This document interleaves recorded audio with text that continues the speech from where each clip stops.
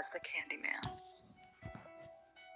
On October 31st, 1974, in Deer Park, Texas, 30-year-old Ronald Clark O'Brien, his wife, and his two children, Elizabeth and Timothy, had dinner at the home of their neighbors, Jim Bates, his wife, and their children, and got ready to go trick-or-treating. It was a rainy night that Halloween, so Ronald threw on a trench coat, and he and Jim accompanied the children on their door-to-door candy mission. One of the houses was dark. The children decided to give it a try anyway. They ran up and rang the doorbell. But there was no answer. Either the residents weren't home, or maybe they didn't celebrate Halloween. Either way, the children gave up quickly and ran off to the next house. Jim Bates quickly followed.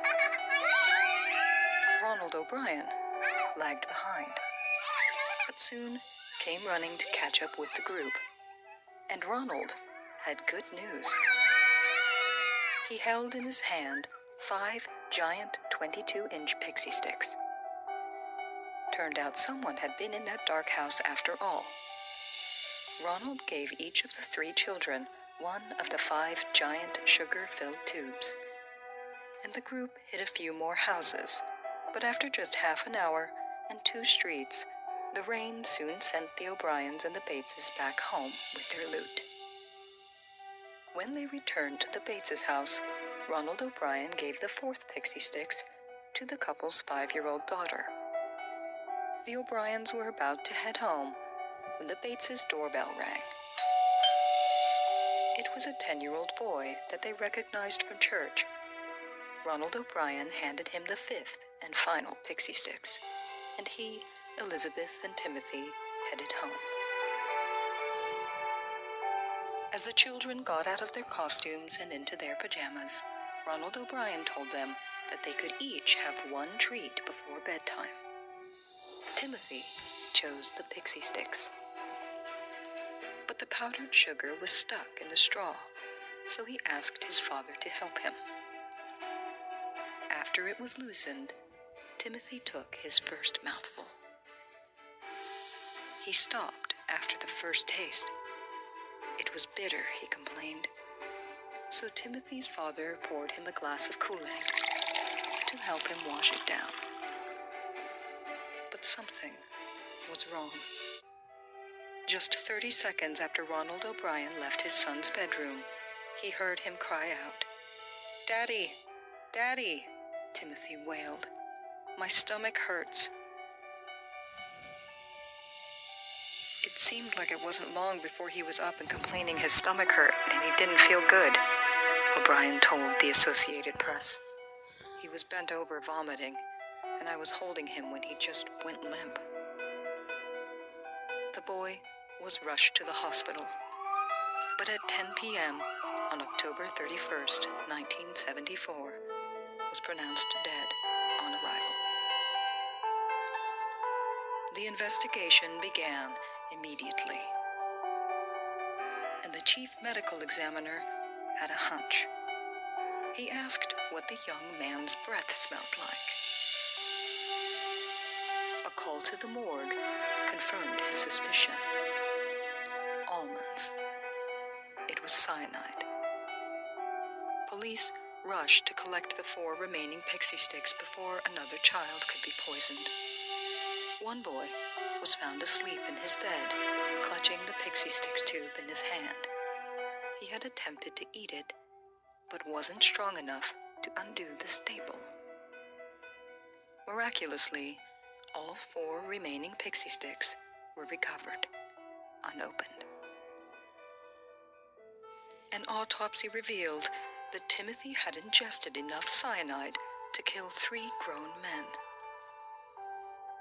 Examination of the pixie sticks tubes showed that the top of the tubes had been cut open, and the first 2 inches of powdered candy had been removed and replaced with the deadly poison. Then, the top of the tubes were bent over, the label was placed back on, and it was stapled shut. 5 pixie sticks were confirmed to have been packed with cyanide.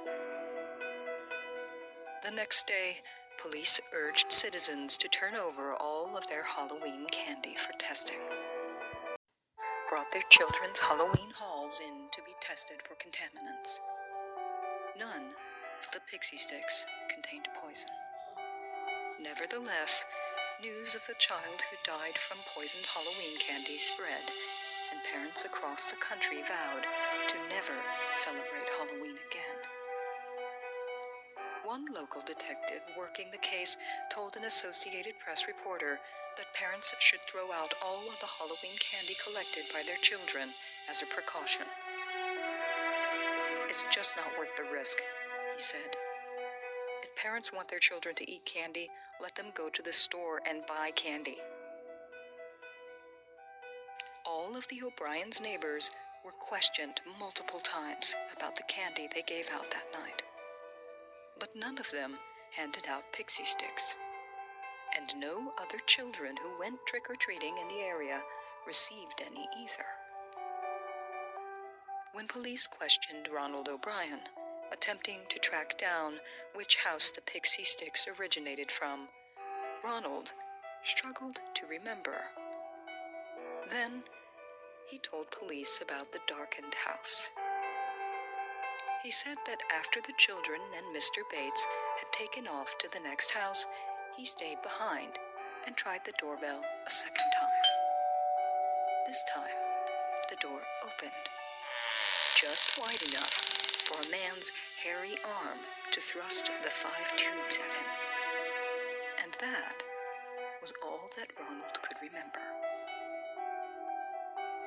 Police drove Ronald back to the neighborhood and walked with him along the 2 streets that the group had been trick-or-treating at, in the hopes that Ronald would recognize the house.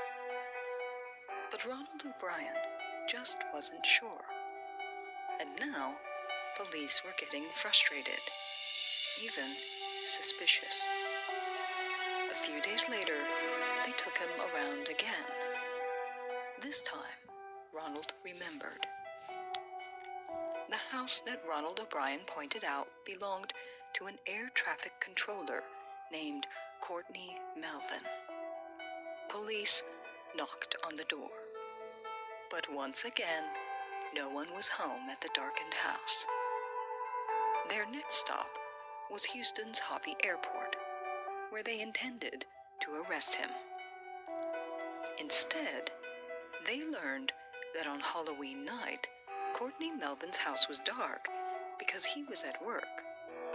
He didn't get home until 11 p.m., and Courtney Melvin had timesheets and nearly 200 witnesses to prove it. As Ronald O'Brien's story of the darkened house quickly fell apart, detectives shifted the focus of their investigation on him. Ronald O'Brien was an optician who worked for Texas State Optical. He wouldn't be working there for much longer, though. Ronald was soon to be fired, as his bosses had recently discovered that he had been stealing. In fact, as investigators dug into Ronald's work history, they discovered that Ronald had lost 21 jobs in just 10 years. He was nearly $100,000 in debt, close to $500,000 today. His home was in foreclosure, and his car was about to be repossessed.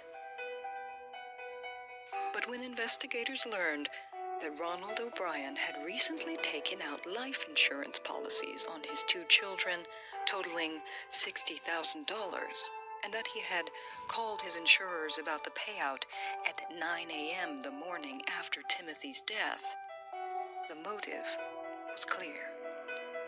Ronald O'Brien had planned to kill his children for the insurance money. When detectives discovered that Ronald O'Brien had attempted to buy cyanide at a chemical supply store just before Halloween, they got a warrant.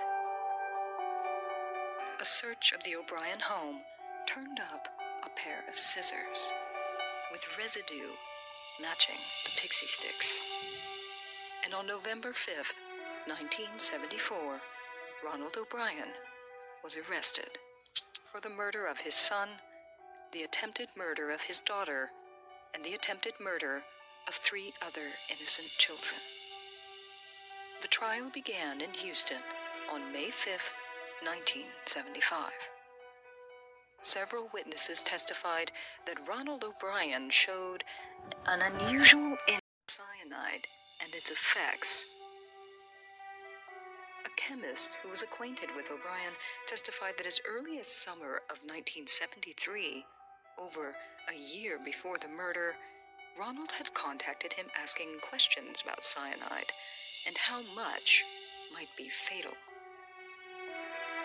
David Lee Jackson, a chemical company salesman, testified that in late October, just before the murder, Mr. O'Brien entered his sales area minutes before closing.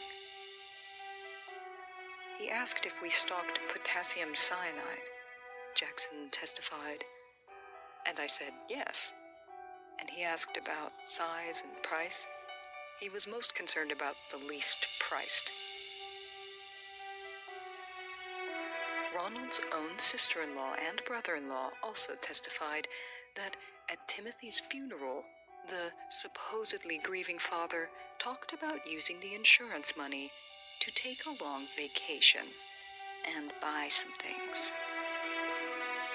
The only inescapable conclusion is that this man killed his own flesh and blood for money, prosecutor Mike Hinton told the court. Think how easy it would be for him to kill a stranger for money. Ronald O'Brien's only defense was built upon urban legends, presenting a theory of the kind of psychopath who hands out candied apples with razor blades just for the thrill.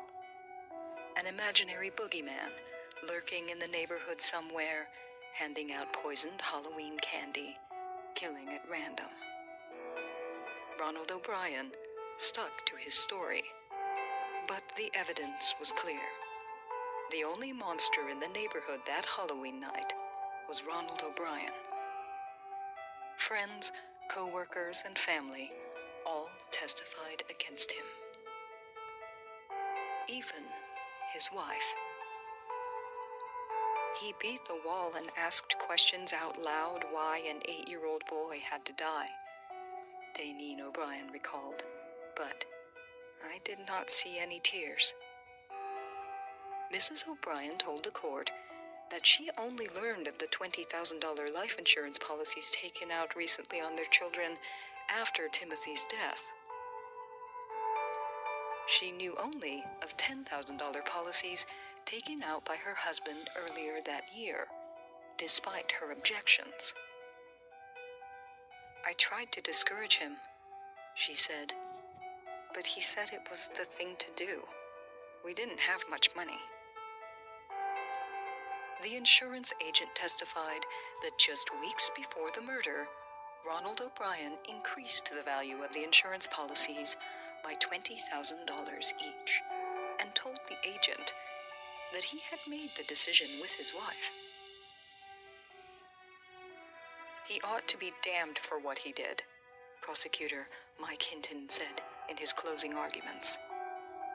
Nobody has anything to gain but this defendant. I don't want you to forget for 1 minute that he wanted to take those other kids with him. On June 3rd, 1975, the 10-man, 2-woman jury deliberated. Just 46 minutes later, they returned with their verdict. Ronald O'Brien was found guilty of capital murder and 4 counts of attempted murder. He was sentenced to death. Soon after, his wife filed for divorce. Ronald O'Brien was taken to Huntsville Unit in Huntsville, Texas, to await execution. His fellow inmates on death row loathed the child killer, who they dubbed the Candyman. According to Reverend Carol Pickett, a former chaplain for the Texas Department of Criminal Justice, he was, quote, absolutely friendless. The inmates despised him so much that they reportedly petitioned to hold a demonstration on Ronald O'Brien's execution date just to express their hatred of him. Appeals dragged on for nearly 10 years. The first execution date was set for August 8th, 1980. Then, May 25th, 1982. Judge Michael McSpadden scheduled a third execution date for October 31st, 1982, the 8th anniversary of the crime, and offered to personally take Ronald O'Brien to the death chamber himself. But the execution was delayed for a third time. Finally, on March 31st, 1984, the Candyman ate his last meal: steak, French fries, peas, corn, iced tea, and Boston cream pie. Paul Racer of the Associated Press described Ronald O'Brien's final moments. The execution process began shortly after midnight, when O'Brien was led the 8 steps from a holding cell to the death chamber. He was strapped to a hospital cart, and needles were inserted into his arms. In a 2-minute final statement to 24 witnesses, O'Brien said in a calm, firm voice that the death penalty was wrong, but it, quote, doesn't mean the whole system is wrong. Therefore, I would forgive all who have taken part in any way in my death. Also, to anyone I have offended in any way during my 39 years, I pray and ask your forgiveness, just as I forgive anyone who offended me in any way. And I pray and ask God's forgiveness for all of us, respectively, as human beings. To my loved ones, I extend my undying love. To those close to me, know in your hearts I love you one and all. He concluded with the words, God bless you all, and may God's best blessings be always yours.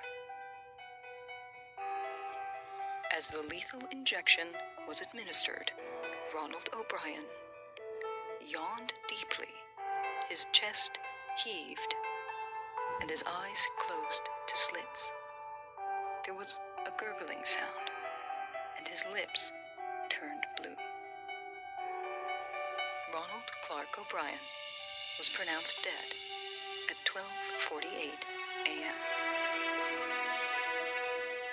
As the sentence was carried out, a crowd of nearly 300 demonstrators in Halloween masks stood outside, cheering, throwing candy, and yelling, "Trick or treat."